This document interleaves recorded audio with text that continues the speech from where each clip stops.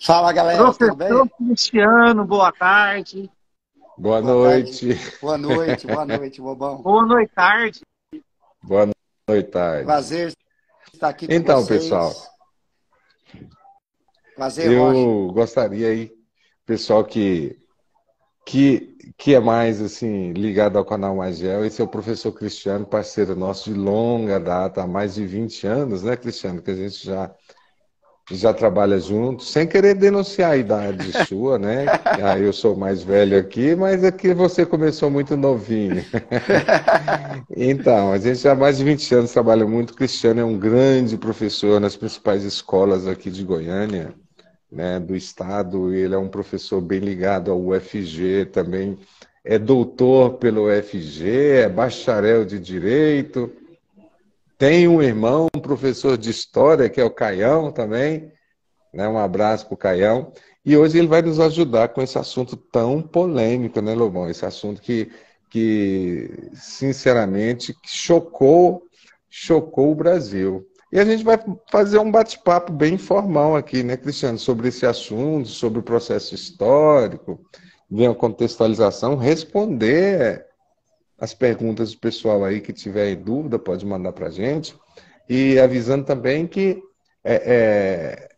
assim como nós estamos aqui injetando no Cristiano, entrar nesse mundo digital, que ele tem muito conhecimento para passar para vocês, viu, pessoal? Depois sigam o Cristiano. Quem não segue, siga o professor Cristiano no Instagram dele. Ele vai deixar ao longo da live, vai deixar aqui o endereço do Instagram dele. E eu conheço o trabalho dele, tem um trabalho enorme, conhecimento enorme de história, está todo dia contextualizando também. Sigam o professor Cristiano e a gente está injetando o professor Cristiano agora 100% digital, né? Porque esse conhecimento não pode ficar só para os alunos dele, não. Tem que mandar para o Brasil inteiro. Não é isso, Cristiano? É isso. Ô, Rocha, muito obrigado pelo convite. Muito obrigado, Bobão, por ter me oportunizado aqui debater com vocês, que são duas grandes referências no corpo docente de Goiânia, dois professores de fato muito bem recomendados, né? O Rocha, para mim, é uma sumidade na geografia, né? Um cara que eu tive a oportunidade de trabalhar com ele durante muito tempo. E estamos aí trabalhando junto até hoje, não necessariamente nos mesmos colégios, mas compartilhando a mesma experiência. E para mim é sempre um motivo de muito prazer estar aqui agora, podendo bater esse papo com vocês acerca desse momento da história do Brasil, que é um momento crucial, né? Um momento de suma importância e que eu acho que cabe-nos, como educadores, como professores, como aqueles que de fato ministram o conhecimento, com uma base rigorosa, seja na geografia, seja na história, ou na ciência que assim for, cabe-nos trazer à luz, a partir de pressupostos racionais e abalizados e construídos a partir de perspectiva metódica e racional, uma luz para os nossos alunos e para aqueles que se interessarem por essa temática, até porque eu acredito que assim fazendo, a gente tem mais condições de estabelecer um debate que seja de fato um debate rico, um debate que possibilite com que nós possamos, eu diria, equacionar esse momento qual nós passamos de maneira outra que não se espere ou se assemelhe de alguma forma naquilo que aconteceu ontem. Cristiano, já teve ao longo da história da República Brasileira, desde o século XIX lá, algum movimento parecido a esse? Um movimento, né? Vamos chamar assim, de movimento. Ô Rocha, sua colocação é muito interessante. A história é marcada por continuidades, por permanências e rupturas. Não tem como nós negarmos que as permanências se fazem presentes. Por quê? Porque a comunicação do passado com o presente, a partir da projeção que o ser humano faz ao futuro, está sempre imbricada à maneira como nós percebemos a história. Então, dentro desse contexto, não tem como nós falarmos que aconteceu alguma coisa assim, igual a essa que aconteceu, até porque a história não se repete. Mas eu digo que existem permanências na história do Brasil que faz com que nós experienciamos, nós brasileiros, algumas marcas que de fato fazem parte da nossa trajetória, né? Da nossa trajetória histórica. Sabe, tem um equívoco na minha percepção, pelo que eu estou notando, de tentar equivaler o que aconteceu ontem com aquilo que aconteceu no Capitólio. Eu quero dizer que você pode até equivaler de alguma forma, agora comparar as duas coisas não tem como, até porque a trajetória histórica dos dois países se constituiu de maneira muito diferente. O Brasil ele é marcado pela marca de um autoritarismo extremamente elitista, preconceituoso. Nós temos que lembrar que nós estamos num país que foi o que mais escravizou na história da humanidade durante mais tempo. Nós fomos o último país vivo a proclamar a abolição da escravidão. E nós não resolvemos a escravidão, assim como nós não resolvemos a exclusão, assim como nós não resolvemos uma série de silenciamentos que são permeados pelo autoritarismo. Nesse sentido, eu acredito que o século XIX ele ainda não foi equacionado no Brasil, até porque o século XIX ele não termina em 1901. A ruptura com o século XIX, pensando numa temporalidade histórica, vai se fazer de maneira mais contundente a partir da ascensão de Vargas ao poder. Agora, quando a gente fala que Vargas ascende ao poder, como todo marco de ruptura, ele também guarda permanências.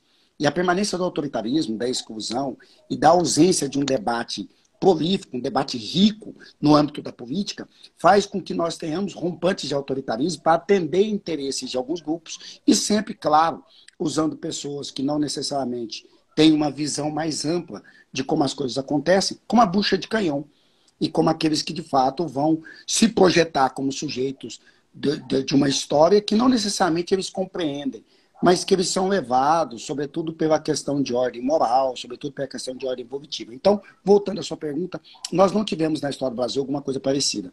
Nós tivemos, sem sombra de dúvida, uma série de outros acontecimentos, uma série de outras rupturas. É bom que nós lembremos aqui que o Brasil é o país dos golpes. Eu tenho até um vídeo gravado na minha página no Instagram, que nós somos uma fábrica de golpes, né? O Brasil, ele já, em 1823, você tem o golpe da Noite da Agonia. E aí otorgou a Constituição de 1824. Em 1840, você tem um golpe conhecido com o nome de golpe da maioridade. E depois, em 1889, você tem um golpe que proclama a República. Aí depois você tem uma tentativa de golpe do Deodoro da Fonseca, que resultou na revolta da Armada. Isso lá em 1991. E aí ele renuncia, e aí o Floriano Peixoto assume também de maneira golpista, porque existe uma leitura de que ele não era legítimo para assumir. Então perceba como isso, o Lobão, Rocha e aqueles que estão aqui nos acompanhando, faz parte de uma trajetória histórica no Brasil. Vargas subiu ao poder por meio de um golpe em 30, depois ele dá um alto golpe em 37, depois ele é deposto em 45, depois tentam dar um golpe em JK para impedir com que ele tomasse posse, depois tentam dar um outro golpe em JK, que é o golpe de Jacaraícanga, logo que ele toma posse. Depois o Jânio Quadros renuncia alegando forças ocultas, porque se assim não o fizesse, é bem capaz que o golpeasse. E em 64 vem o golpe que apeou o João Goulart do poder. E sem contar que a leitura de 2016 é bem dividida. É necessário que nós tenhamos mais tempo para assentar as balizas teórico-metodológicas para que nós, então, cientificamente, possamos entender 2016. Porque tem duas narrativas. Uma de impeachment e outra de golpe. E essas duas narrativas, elas se confrontam. Quer dizer, em que pese esse confronto, eu vou te dizer que a Dilma, ela também foi apeada do poder por meios no mínimo suspeitos. E a partir daí nós podemos aqui estabelecer também um raciocínio de que ela teria sido golpeada, ou para outros poderia ser fruto de um processo de impeachment. Então, quer dizer, essa marca do autoritarismo na história do Brasil, ela está aí. Agora, da maneira como aconteceu os eventos de ontem, particularmente, isso de fato não tinha acontecido. Cristiano, historicamente, há muita diferença entre o Brasil e os Estados Unidos, em relação ao caráter democrático, em relação aos golpes e assim por diante. Mas na geografia, na atualidade, existe muita semelhança no que ocorreu com os Estados Unidos, no Capitólio, com o Brasil. Essa semelhança, eu costumo trabalhar muito com o Rocha, quando a gente fala de tecnologia, refere-se, por exemplo, a um momento onde a conexão às redes sociais fizeram criou um sistema de bolhas, onde as pessoas ficam mergulhadas no mais do mesmo, né, como se fosse uma caverna de Platão, vendo só uma parte da realidade, vivendo, né, o que o pessoal chama de Brasil paralelo, um Brasil fora da conspiração. Em 2016, o dicionário inglês de Oxford colocou como termo do mundo, termo do ano, né, a chamada pós-verdade. A pós-verdade é aquela situação onde a pessoa prefere acreditar no que ela sente e não nos fatos. Os fatos são ignorados, né? E isso está acontecendo muito nos dias de hoje. As pessoas estão ignorando os fatos para poder chegar nos sentimentos. E esses sentimentos fizeram com que houvesse a radicalização, tanto nos Estados Unidos como no Brasil. No Brasil, devido ao seu caráter histórico mais antidemocrático, chegou num processo muito maior. Mas isso é falando dos dias de hoje, das bolhas sociais. E a situação tende a piorar. Eu estava falando com o Rocha, eu falei para ele na quinta-feira, o pessoal vai invadir Brasília, estão fazendo excursões. Eu até entrei em contato com um dos caras da excursão para saber como é que era que funcionava tudo, né? E eles estavam planejando há muito tempo. Eu monitoro desde 2013 os grupos da extrema-direita, porque foi o momento que eu comecei a ser atacado em sala de aula por alunos do filósofo esotérico lá, que começou a distorcer a realidade. De tanto ser atacado, eu tive que estudar para poder conhecer e saber o que eles estão planejando, o que eles estão organizando. Então, eu acompanho isso aí, às vezes assim, com tampando o nariz de tanto nojo que dá, mas eu tenho que seguir esse processo. E eu vi desde o começo da semana, e olha só que eu não sou da ABIN, eu não sou da inteligência, da polícia, da Polícia Federal, mas eu, um real professor de geografia, já sabia que isso ia acontecer. Eles estão planejando claramente, eles pegaram uma postagem do Bolsonaro onde ele coloca selva no meio lá, assim, ó, foi dado o comando, foi dado o código, né? Que nem em Ruanda, corta as árvores mais altas, né? Foi o código do início. Então já foi o código, houve planejamento, foram 100 ônibus que foram para lá. Nos grupos de Telegram, eles estavam se movimentando em cima disso, com todo um script, né? E aconteceu o que aconteceu. Quer dizer, houve sim uma radicalização pelas redes sociais, uma organização pelas redes sociais, e por mais que a história do Brasil seja diferente da história dos Estados Unidos, no contexto atual, esse mundo tecnológico, ele gerou essa anomalia, esse processo, e está só piorando. Tá? Então, e as pessoas confundem muito liberdade de expressão com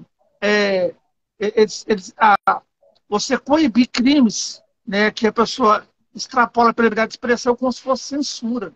Né? O mundo está muito distante. E por conta disso, né, você tem essa radicalização. Pois é, né? Radicalização é fruto da própria expansão das formas de comunicação sem acompanhar um processo do uso correto, talvez seja isso. Mas eu queria saber do Cristiano, né? Eu pegar uma opinião muito aqui do Cristiano. Esse processo que nós estamos vivendo posso ser identificado com um avanço do fascismo no Brasil? E uma segunda pergunta, é possível combater o fascismo com democracia, Cristiano? Rocha, eu vou colocar uma coisa aqui que eu costumo dizer com muita frequência para meus alunos. O autoritarismo, quando ele se constrói na história do Brasil, ele flerta com o fascismo tem muito tempo. Nós temos que lembrar que no Brasil, a ação integralista brasileira, de acordo com algumas pesquisas, chegou a ter até 1 milhão de filiados. Nós temos que lembrar que o Brasil, fora da Alemanha, foi o país que teve o maior número de clubes e agremiações nazistas. A professora Ana Maria Dietrich, ela defendeu sua tese de doutorado na USP com o livro Nazismo Tropical. O que eu quero, portanto, colocar é que a nossa herança de tradição autoritária, escravocrata, ela abre espaço, de fato, para esses vieses autoritários. Então, o protofascismo no Brasil é uma realidade latente. Eu não quero dizer que todas as pessoas que optam por uma determinada orientação eleitoral sejam necessariamente fascistas ou protofascistas, mas eu quero dizer também que grande parte daqueles que alçaram o Hitler na Alemanha ao poder, ou o próprio Benito Mussolini ao poder na Itália, eles garantem, de fato, dentro de um leque de opções, um ponto ao qual eles se apoiam, para que a partir daí eles possam possibilitar com que a pessoa possa fazer tudo o que ela quiser. Então, no Brasil, sem sombra de dúvida, nós temos um autoritarismo que flerta, muitas vezes, com o fascismo. E eu diria para você que nós flertamos com o protofascismo. Veja que interessante, quando o Getúlio declarou guerra à Alemanha, e, portanto, ele passa a perseguir os alemães aqui, também os italianos, criando, inclusive, campos de concentração para alemães e italianos aqui, o Getúlio ele proíbe publicamente a manifestação do nazismo. Só que a pessoa fecha o clube, mas continua manifestando dentro da sua casa. E daí, eu quero te dizer que no interior de São Paulo, no norte do Paraná, foi onde se irradiou. E a professora Ana Maria Dietrich mostra na sua pesquisa de maneira muito contundente como, de fato, isso fica. E não adianta, aquilo que você ouve do seu pai, você reproduz de uma maneira ou de outra. Você pode até questionar em algum outro tempo da sua vida, mas você reproduz. O problema da cozinha é que a cozinha da casa da gente, na maioria das vezes, ela planta verdades as quais nós internalizamos no momento da formação do caráter. E internalizando isso, as pessoas vão reproduzir. Daí um conservadorismo muito forte, muito latente, em muitas cidades do interior de São Paulo, no norte do Paraná, esgarçando inclusive para Santa Catarina. Então, eu digo para você que é um perigo, e digo para você mais. O combate ao fascismo, porque a cadeira do fascismo está sempre no cio, parafraseando o Bertolt Brecht, só se combate com fortalecimento de instituições democráticas. E ainda, parafraseando um outro historiador chamado Hayden White, o diálogo com o fascismo tem que ser uma narrativa intransitiva. O que é isso? Você não tem que dar espaço. Você tem que, de fato, no rigor daquilo que a lei estabelece, lei essa fundada em instituições democráticas, combater de maneira contundente as manifestações que se fazem de maneiras autoritárias com inclinações ao fascismo, entende? Então eu acredito que, de fato, se combate, sim, o fascismo com instituições democráticas e com fortalecimento das mesmas. Só que isso é um problema aqui no Brasil. E aí, Lobão, eu gostaria de fazer um gancho com aquilo que você colocou. É muito interessante quando a gente observa, portanto, as redes sociais. Porque as redes sociais, elas trazem para nós, de fato, uma perspectiva de bolha, porque o professor de filosofia, de sociologia contemporânea da Sorbonne, chamado Michel Maffesoli, ele produz uma tese muito interessante que dentro das redes sociais, pela captura de algoritmos, nós realizamos um onanismo intelectual. O que é isso? Uma automasturbação intelectual. E isso faz com que nós cerremos as fileiras dentro daquilo que nós valoramos. E aí, ao fazer isso, você cria uma concepção, sem sombra de dúvida, de isolamento. Esse meandro, ele foi utilizado tanto pelo Trump, como também pelo presidente que agora perdeu as eleições, o qual não cito o nome para não dar propaganda. E esse meandro, inclusive, com a consultoria da mesma pessoa, que é Steve Bannon, que é o dono, o proprietário da Cambridge Analytica, que foi o cara responsável pela vitória de Trump, pela aprovação do Brexit na Inglaterra, e o cara responsável também pela eleição do Bolsonaro, impulsionando o grupo de WhatsApp. Quer dizer, isso já está mais que claro, já tem uma série de pesquisas que demonstram isso. Agora, é lógico que nesse ponto, assemelha-se com o Capitólio pelo meio como se articulou. Mas eu digo para vocês uma coisa, eu não uso a expressão bolsonarista, sabia, Rocha? Sabia, Lobão? Você sabe por quê? Porque a direita reacionária, ela antecede ao Bolsonaro. E o Bolsonaro pode passar que ela vai estar aí. Na verdade, até nós fazemos uma menção elogiosa ao Bolsonaro, dizendo que aqueles que assim o procedem da maneira como o Bolsonaro procede, seriam bolsonaristas. Quando eu digo, e vocês não sei qual a ideia que vocês têm, que o Bolsonaro nada mais é do que um catalisador de vontades, e um capitalizador de verdades, e um cara que reproduz aquilo que está subjacente no coração de muita gente.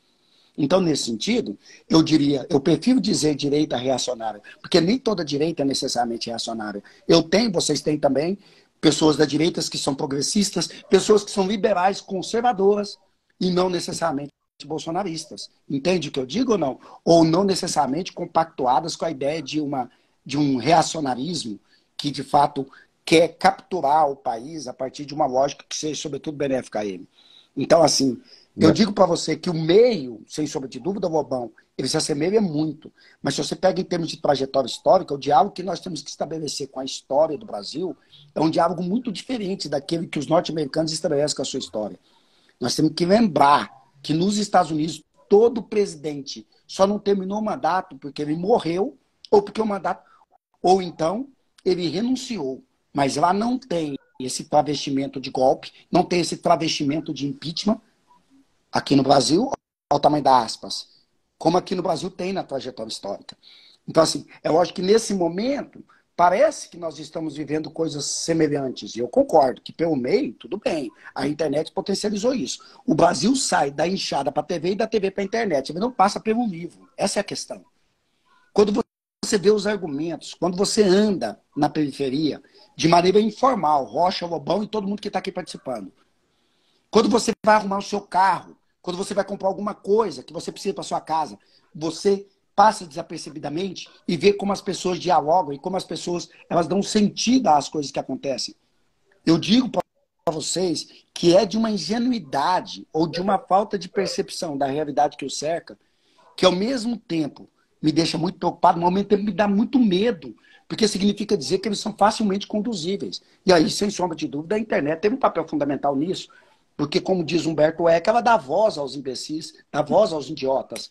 Né? E aí o Humberto Eco, no livro que eu li dele, quando eu li, a tradução é imbecil. Mas a tradução fidedigna desse texto do Humberto Eco é idiota. E ele está usando o idiota no sentido aristotélico, daquele que nega a política, daquele que nega a verdade, daquele que diz uma imbecilidade. Aí o que o Humberto Eco colocava? Que o imbecil dizia uma coisa na esquina de um boteco e morria ali. E hoje, o imbecil diz alguma coisa dentro do grupo dele, o qual ele faz parte, ou para aqueles que são coetâneos com aquilo que ele acredita, e o que ele diz ganha um volume tremendo. Tanto que tem gente que muito mais popularidade do que o conhecimento, do que o especialista. Você acha que a esquerda tem alguma autocrítica a se fazer em relação a esse momento? Por exemplo, eu lembro muito do discurso do Mano Brown após a eleição do Bolsonaro, que a gente não sabe mais falar para as bases, né? Que a gente aponta o dedo para o cidadão médio e critica e acaba que afasta ele do conhecimento em relação ao que seria uma sociedade democrática, ou não cabe essa autocrítica, realmente um movimento natural de Brasil reacionário, e a gente não teve como se prevenir ou se precaver desse processo. Não, eu acho que a esquerda, sim, ela teve que fazer uma autocrítica, e eu acho que a esquerda vem fazendo uma autocrítica a partir do movimento do feminismo negro, encabeçada aí hoje, talvez pela Djamila Ribeiro, pela Bia Ferreira, a partir de um primeiro impulso da Sueli Carneiro, da Lélia Gonzalez. Eu acho que a esquerda vem fazendo essa revisão. Eu acho que a esquerda, ela demorou para fazer essa revisão crítica. Primeiro, a esquerda quis tratar a questão da segurança pública a partir de inclusão social. Nisso ela perdeu espaço para a direita. Quando o Marcelo Freixo coloca daquela maneira, eu dou razão para ele. Nós tínhamos que tratar a segurança pública como segurança pública e atuar de maneira tal a desmontar ou desmobilizar o crime organizado. Aí abre espaço. Por exemplo, a esquerda também, nós somos progressistas, somos de longa data. O que a esquerda faz? Ela tem um discurso intelectuoide que de vez em quando não desce. É isso que o Mano Brown reivindica. Eu acho que o Mano Brown ele é muito legítimo quando ele fala isso. Ele fala assim, essa voz tem que chegar na periferia, porque a periferia não está ouvindo essa voz. Então, mas isso é o problema de toda elite intelectual. Ela se arroga como aquela que está dizendo as coisas, e as coisas têm que ser ditas para iguais. E eu tenho o poder, portanto, para conduzir vocês para um lugar melhor. E não é isso. E não é assim que, de fato, a esquerda, ou até mesmo a direita, vai fazer uma construção que seja, de fato, uma construção que esteja dialogando diretamente com o povo. E aí, claro, a esquerda tem mais tradição de dialogar com o povo. Mas nisso, o Bolsonaro foi muito habilidoso. Ele soube muito bem como capturar o sentimento das redes sociais e potencializar aquilo que estava no coração das pessoas. Eu acho que cabe à esquerda, sim, autocrítica. Eu acho que cabe à esquerda, sim, uma revisão dos parâmetros, inclusive na sua política institucional. Por exemplo, eu estou confeccionando uma obra agora, Rocha, quero ver se até maio eu termino de escrevê-la. Eu não estou escrevendo para iguais, cara. Não adianta a gente ficar escrevendo para iguais, Rocha. Não adianta, você tem que chegar no grande público. Você tem que escrever como você fala em sala de aula. Se os alunos me entendem dentro de sala de aula, significa dizer que didaticamente eu tenho espaço. Então, essa questão de fato, traduzir ou colocar a palavra como se alguém devesse, assim, chegar no seu nível para entender o que você vai falar, não leva você a lugar nenhum. Por isso que as obras do Bauman venderam tanto. Porque ele traduziu a linguagem dele de científica numa linguagem que fosse, de fato, acessível para o grande público. E eu acho que a esquerda ela precisa fazer esse exercício. Eu percebo, Lobão e Rocha, e todos que aqui estão acompanhando a gente, que a esquerda tem de se esforçado em fazer esse tipo de exercício. Não é exercício fácil, mas ela tem buscado ouvir mais a voz e, de maneira participativa, buscar tratar as coisas de maneira tal que crie uma relação mais simétrica com o povo, para que assim possa... O problema é que a gente fala para convertidos, a gente tem um discurso entre a bolha e não atinge essa galera. Eu te falei, desde 2013, quando essa onda lá começou a crescer, eu comecei a pesquisar, eu estudei que é marxismo cultural, gramscismo, comecei a estudar sobre o Brasil Paralelo, comecei a assistir Bernardo Kister, todos esses youtubers da direita. E aí, quando eu chego com meus amigos para poder falar sobre isso, meus amigos da esquerda, eles me chamam de fascista, de doido, que eu não deveria nem dar ouvido para esse pessoal. Ficam numa bolha, né, conversando só entre eles, e esquece de captar esse sentimento, essa situação, esse fenômeno dos dias de hoje. E aí não tem como se defender dessa forma, não. Então, tem muita gente que desconhece quem que é, por exemplo, Leandro Narlock, ou então aquele guru ambiental do Bolsonaro, Evaristo Macedo. Eles ignoram todos esses teóricos aí, né, os grupos, os blogs da extrema-direita, e esse pessoal está conseguindo, né, através da bolha social, uma capacidade muito grande. E aí quem sofre é a gente. Cristiano, você acha... E depois de você complementar aí, eu queria que você respondesse para mim. Você acha que ainda existe esquerda no Brasil? Ô Rocha, como tudo que é construído culturalmente é dinâmico, e como tudo que é dinâmico transita. Nós não podemos pensar hoje num pensamento de esquerda tal qual se pensava há 30, 40 anos atrás. As coisas mudaram. Você pode usar outro termo, você pode dizer progressismo, aí você pode dizer um progressismo de esquerda, um progressismo de direita. Mas eu acredito sim que ainda existe espaço para que nós possamos entender um sentimento progressista de esquerda. É lógico que não nos moldes do que era há 30, 40 anos, mas é porque o mundo transformou muito. A internet trouxe um estado de coisas que fez com que nós percebêssemos as coisas também de maneira diferente. Hoje as coisas, para confirmar a tese do professor Zygmunt Bauman, as coisas são muito fluidas, elas são muito elásticas, você não tem de fato algo fixo, algo definido. Quando o Bauman dialoga com Karl Marx, eu acho que isso é sintomático, por isso que eu acho que ele vendeu tanto. Eu digo para os meus alunos que nós temos que ler Bauman, inclusive para fazer uma leitura do tempo que a gente vive. Porque para o Karl Marx, tudo que era sólido se desmanchava no ar. Então, tudo que era sólido, ele ficava rarefeito. O que o Bauman diz? Não, tudo que é sólido se liquefaz. E aquilo que é líquido é fluido. E o que é fluido transita. E ele adota a forma do recipiente. Então, por exemplo, não pensa com a mulher negra, feminista, pobre da periferia, ela vai perceber as coisas da mesma maneira que a mulher branca, classe média alta, que tem como logradouro público de residência o setor bueno. Ela não vai perceber as coisas da mesma maneira. Então, essa multiplicidade, que inclusive Stuart Hall trabalha com ela, é fundamental, porque as identidades se multiplicam. E aí é lógico que se vai revisar o próprio conceito de esquerda, porque isso vai trazer para nós uma perspectiva de um progressismo que pensa numa inclusão inclusive de vozes que foram historicamente silenciadas, mulheres, comunidade LGBTQIA+, negros, mulheres pretas de periferia, essas vozes silenciadas. Percebe ou não? Então eu acredito sim, Rocha, que é possível que nós estabeleçamos uma noção daquilo que possamos entender como um pensamento de esquerda. Perceba. Agora, o pensamento de esquerda hoje, que ele transite, que ele dialogue em outras perspectivas que não aquelas que estavam alinhadas quando do momento da Guerra Fria ou da Revolução Russa. Até porque a perspectiva welfare stateiana do Keynes, que você conhece pra caramba o que é a perspectiva welfare stateiana do Keynes, ela traz uma nova maneira de perceber como que o social pode fazer parte também de uma perspectiva liberal. E essa era a minha pergunta, né? Se seria possível o crescimento ou uma retomada da esquerda sem a presença do Estado na economia, né? Porque eu acho que fazendo uma meia-culpa desses governos que se dizem de esquerda, porque o Partido dos Trabalhadores, para mim, é muito mais de centro-esquerda, né? E também ninguém que está defendendo uma esquerda absolutista, né? Ninguém está defendendo uma esquerda leninista, qualquer que seja Mao Tse-tunguista, que existe essa palavra. A gente só está questionando essa questão dessa tamanha defesa da ausência do Estado, né?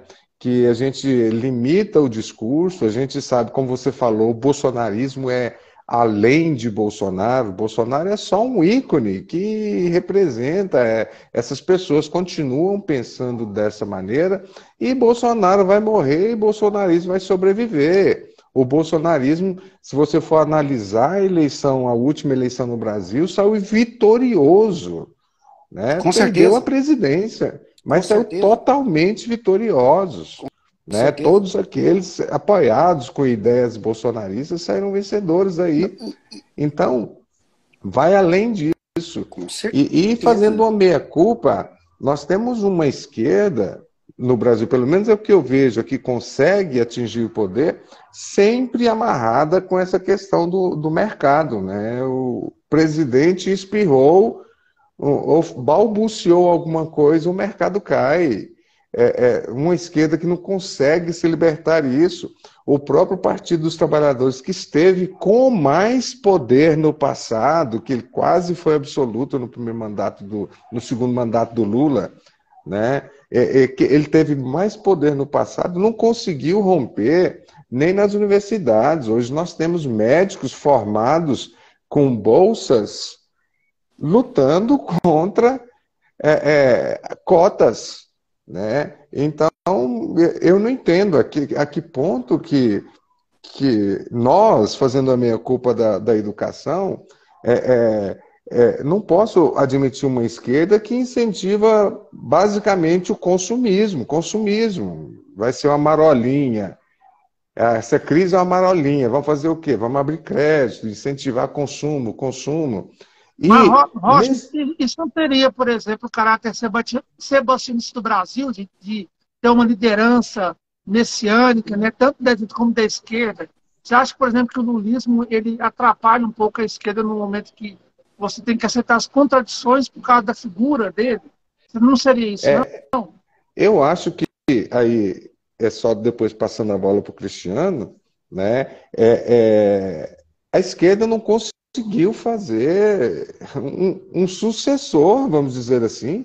A esquerda está toda concentrada no Luiz Inácio. Nenhuma outra proposta de esquerda alavanca no Brasil. Luiz Inácio está mais velho que eu. Luiz Inácio está com 76 anos. Luiz Inácio não é um presidente para 2 mandatos, a gente sabe disso. E nem espero que ele se candidate de novo. O cara tem que descansar, não é possível aí. O cara vai completar 80 anos sendo presidente do Brasil.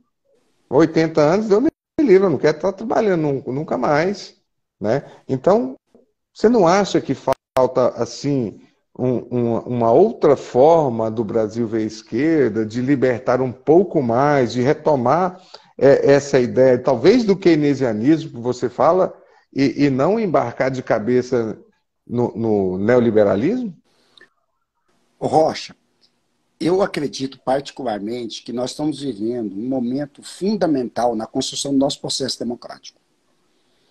E nisso, quem está governando agora o Brasil foi muito habilidoso porque ele tentou formar uma equipe que de fato dialogasse com os setores, colocando-se à centro-esquerda. Eu acho que ainda é a centro-esquerda de uma linha mais progressista. O Bolsonaro foi vitorioso na campanha e no resultado eleitoral. O Bolsonaro foi vitorioso na campanha porque ele pautou o debate durante toda a campanha.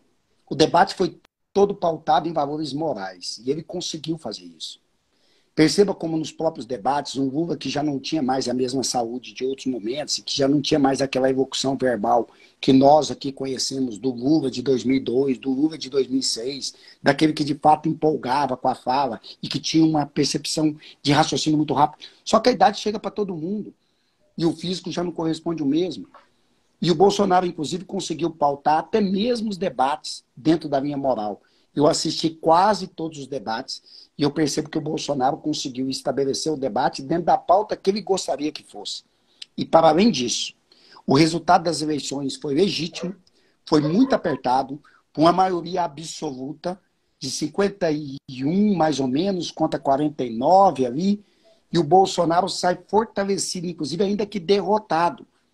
Porque não pensemos que, de fato, esses que ontem fizeram as atrocidades que fizeram dentro do Congresso Nacional, dentro do Supremo Tribunal Federal ou dentro da presidência, eles não representam vozes que estão, de fato, silenciadas, constrangidas pelo exagero, mas elas estão prontas a de fato, buscar um outro que não necessariamente o Bolsonaro ou até mesmo ele. Então, particularmente, eu acho que nós estamos vivendo um momento muito difícil, Rocha. Eu acho que a gente está, de fato, num ponto nevrálgico da nossa democracia, e eu acredito particularmente que o Estado tem um papel fundamental para que possa promover uma noção de equidade, uma noção de inclusão, de uma saúde mais justa, de uma educação mais equitativa em termos de oportunidade e também, sem sombra de dúvida, de promover um crescimento econômico para que um número maior de pessoas tenha a oportunidade de ter uma vida digna e oferir os resultados de um país que, de fato, é muito rico, como o Brasil assim é. Por exemplo, você pega os melhores IDHs, não é? O Estado está presente.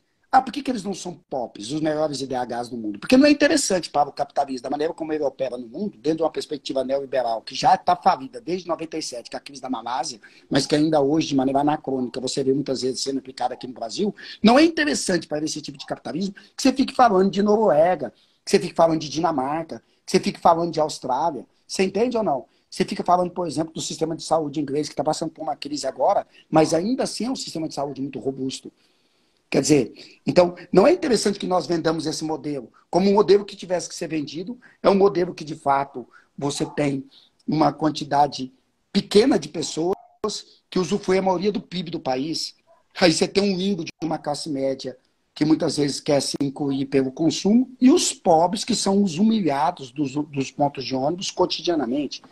Então, eu acredito que sim, o Estado tem um papel fundamental nesse processo de inclusão. Agora, se mais ao mercado ou menos ao mercado, cara, eu vou te dizer, o mercado sempre vai espernear, não é? Quando o Joe Biden lançou aquele plano de investimento de mais de $1 trilhão, não é? O que a roda fez? A roda girou, porque quem lançou? Quem lançou foi os Estados Unidos, a roda não deixou de girar. E eu te pergunto, o mercado vai peitar uma potência como os Estados Unidos? Não, não peita. Então, se nós tivermos um pouco de autonomia, nós vamos perceber que o mercado vai trabalhar junto. Eu estou falando do mercado financeiro, junto com os investimentos que se fazem necessários que sejam feitos. Isso é possível. Rocha, Lobão e todo mundo que está aqui. Sabe por que eu morro de medo, cara? Sem sombra de dúvida. Medo não, é assim, uma distopia minha, né? Eu fico imaginando daqui a 200 anos, sabe? 300 anos, se isso fosse possível. Eu fico imaginando assim, a gente olhando para o Brasil, tudo que nós poderíamos ter sido e não fomos.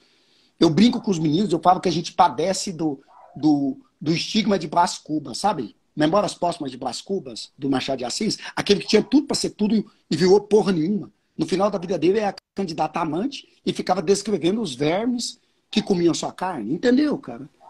O Brasil é o país está de potência. A grande questão é que ele não vira. Eu acho que nós aqui, vou falar sério para vocês, eu aí na mesma idade do Lobão, talvez, Rocha, você é um pouco mais velho que eu, mas eu acho que a gente não vê o Brasil inclusivo para nós. Eu acho que o estrago foi muito grande. Eu acho que é um processo de construção que vai se perfazer em 20, 25, 30 anos. Particularmente. Isso aqui eu acho que eu não estou falando como cientista. Eu estou pedindo licença. Agora eu estou entendendo que eu estou no boteco, estou quase bêbado e estou emitindo minha opinião acerca do futuro.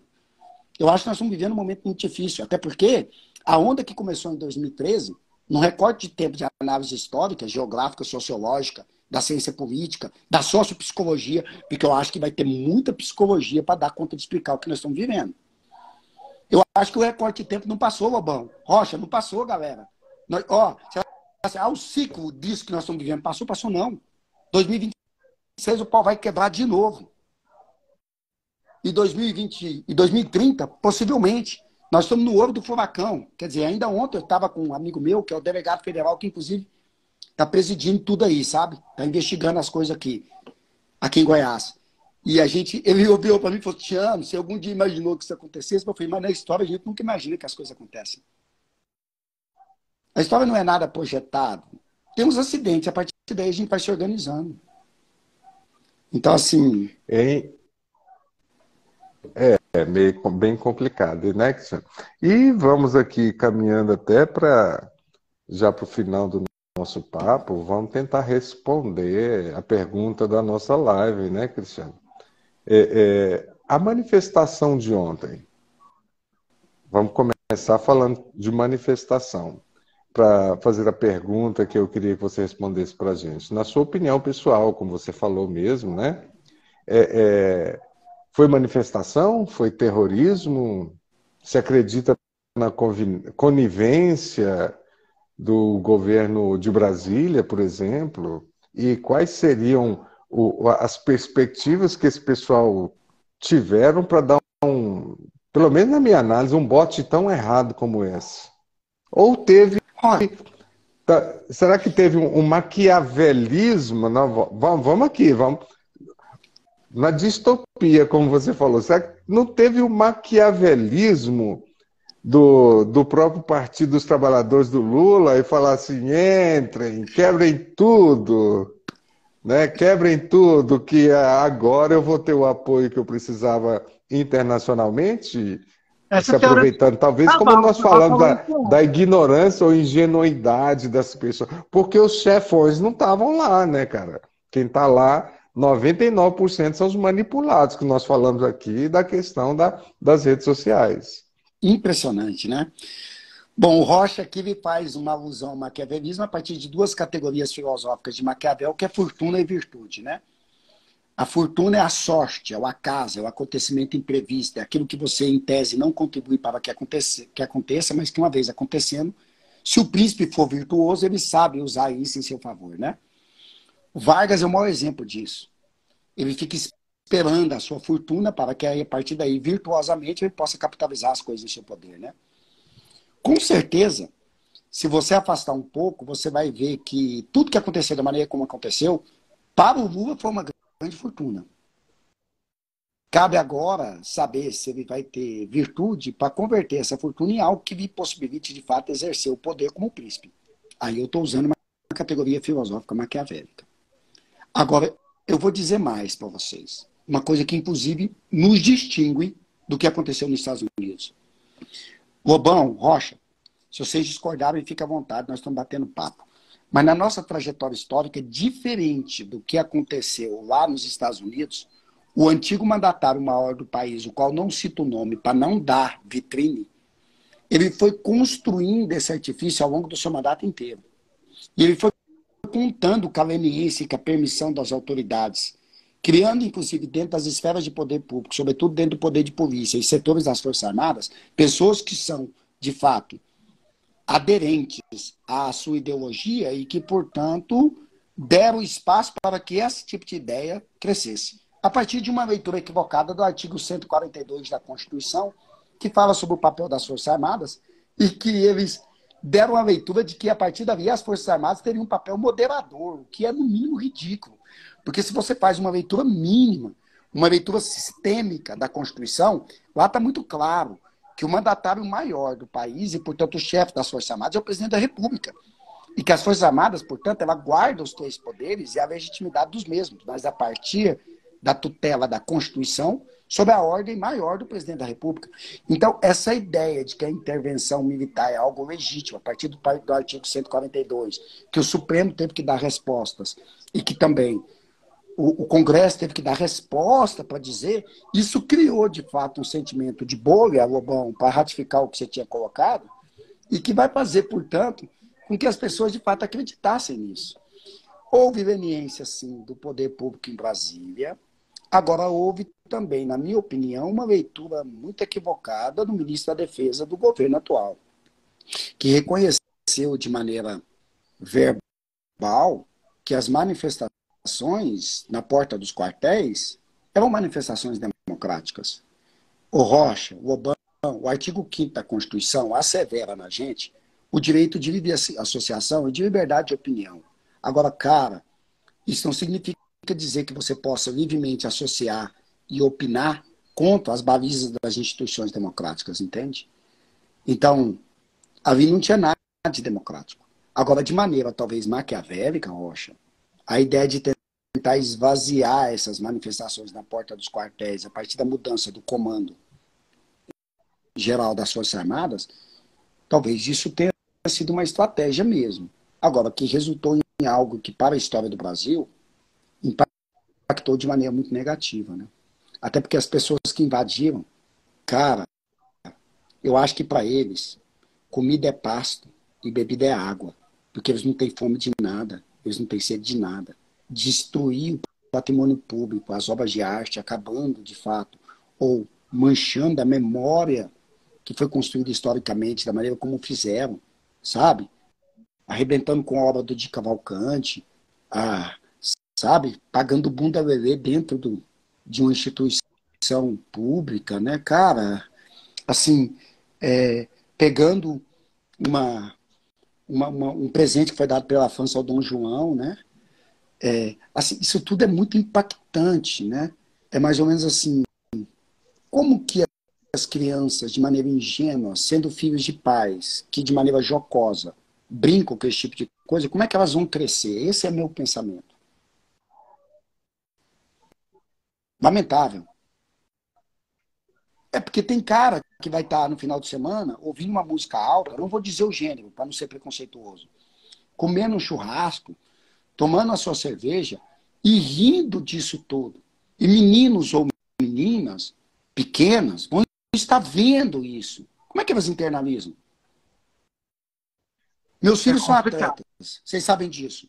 Quando eu vou nos campeonatos, você sabe o que você mais vê em campeonato hoje de futebol, Rocha? Você que foi profissional, jogou no Botafogo de Ribeirão Preto, um excelente goleiro. Então, Você sabe vá. como é sabe o que os meninos fazem hoje, Rocha? Vaca. Sabe o que eles fazem hoje, vaca? O apelido do jogo do Rocha é a vaca, gente. Tampava tudo no gol, Era. não passava nada.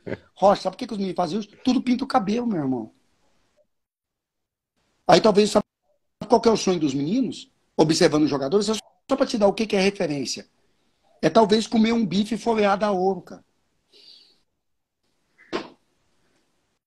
Então você está percebendo como é que nós estamos vivendo um momento crucial, porque ele não morre aqui, cara. Ele fica para gerações mais novas.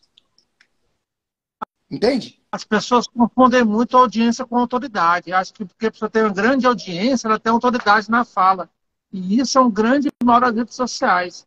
Pessoas aí, influências que falam uma porcaria, né, e o pessoal vai seguindo porque tem muitos seguidores, né? Estamos perdidos. Eu acho que a gente pode se encontrar. A grande questão é como nós vamos, de fato, equacionar as coisas para construirmos esse caminho. Por isso que eu acho, parafraseando Winston Churchill, que a democracia é o pior regime com exceção de todos os outros. Então, se a democracia é o pior regime com exceção de todos os outros, que nós fortalecemos as instituições democráticas. E pensemos, e isso eu digo com muita convicção naquilo que eu falo, pensemos numa democracia cada vez mais inclusiva, do ponto de vista social e econômico, do ponto de vista das minorias, do respeito às orientações LGBTQIA+, às mulheres, às mulheres negras, aos negros, aos povos indígenas. Nós precisamos disso. De respeito ao pacto, uma classe média que seja consciente do seu papel, de oportunizar com que o maior número de pessoas talvez algum dia se torne classe média. E temos que romper com as análises balizadas em perspectiva moral. Porque todo moralismo, sem exceção, ele é hipócrita. Vou repetir. Todo moralismo, sem exceção, é hipócrita. Porque ele cai dentro das suas próprias contradições. É o Todos tal nós do temos sepulcro moral. caiado, né? Todos nós temos moral. E a moral faz parte da constituição, do processo cultural de todo ser humano. Mas a moral é subjetiva. Então, que nós desmoralizemos, de fato, o país, para que nós possamos reconhecer nas várias morais o plano de equidade para que elas possam se manifestar. Eu acredito que esse é um ponto fundamental. É o respeito, portanto, às religiões de matriz afrodescendente, é o respeito a qualquer manifestação religiosa, a qualquer perspectiva moral, inclusive daquele que opta em não ter uma determinada moral religiosa, o que não significa dizer que necessariamente ele é imoral.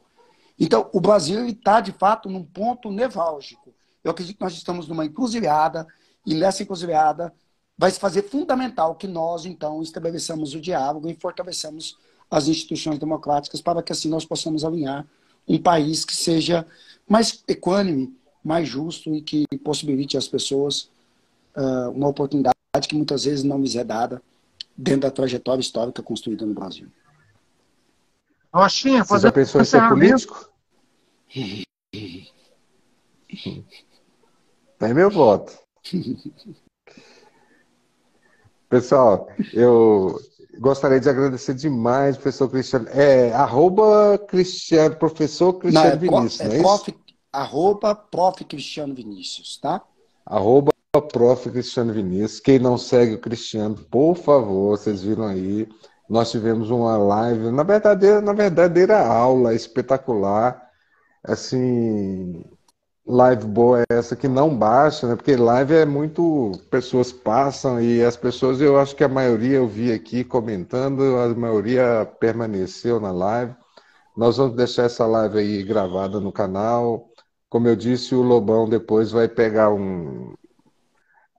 vou pegar algumas ela, partes vou dela, editar e jogar vamos no YouTube também. espalhar e vamos fazer de 1 minuto, vai para o TikTok com Fazer dancinha, cortes, né? fazer cortes, porque a gente tem que espalhar realmente esse conhecimento. Agradecer a você, Cristiano, de ter participado com a gente aqui, ter esclarecido bastante, linha de pensamento maravilhosa, ter esclarecido bastante, tanto os nossos espectadores quanto os seus, né? Tem muita gente aí que veio acompanhando você. E muito obrigado pela sua participação, meu irmão. Eu, Precisando da gente, do canal Magel, nós estamos aqui para o que deve é. eu que agradeço a oportunidade, o Obão, o Rocha, vocês são duas referências na educação goiana. Para mim é sempre um prazer poder estar aqui batendo papo com vocês e poder, de fato, trazer à luz o debate, né? A nossa intenção aqui não é convencer ninguém, a nossa intenção é sempre problematizar dentro de uma perspectiva que é rigorosa, porque nós nos constituímos com base no rigor que se faz científico, né? Que não é o mesmo rigor das ciências naturais, mas é o rigor das ciências humanas. E que nós possamos, a partir desses momentos, construir uma sociedade cada vez mais justa, uma sociedade mais equânime, e que assim nós possamos, de fato, trazer à luz, né, oportunidades maiores para as pessoas. Eu que agradeço a oportunidade de bater esse papo com vocês, estou sempre à disposição e para mim é sempre motivo de muita satisfação poder reencontrá-los, ainda que pelo meio virtual. Com certeza nós vamos te incomodar mais vezes. Esse ano vamos organizar depois o podcast mais já. Vamos fazer um estúdio bacana aí, depois vamos chamar a galera. Né? Conversar com várias pessoas. Tô junto. Valeu, pessoal. Até mais. Até mais. Muito obrigado. Tchau, tchau. Obrigado.